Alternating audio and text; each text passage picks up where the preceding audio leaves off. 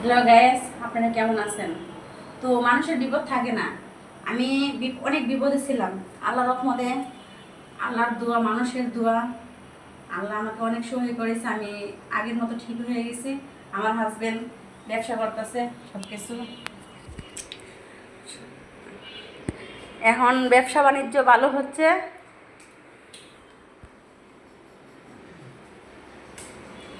আল্লাহ দিলে সবাই দোয়া করেন, ব্যবসা যদি ভালো হয়, ভালোভাবে চলতে পারি।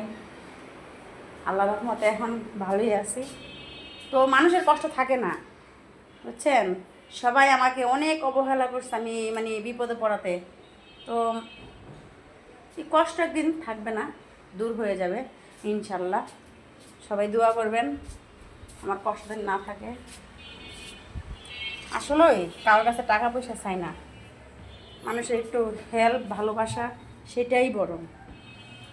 মানুষ মনে করে কি বিপদে মনে পড়লেই টাকা চাবে, এর জন্য মানুষ অনেক অনেক কিছু কথা বলে। যাক, বলুক, সমস্যা নাই।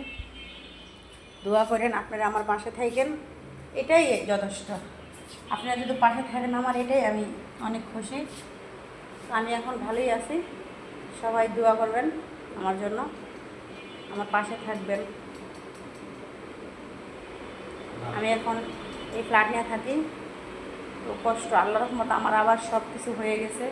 সব জিনিসপত্র আবার কিনছি, আবার ঠিকতা এসে করছি। দোয়া করবেন। ওকে, আল্লাহ হাফেজ, সবাই ভালো থাকেন।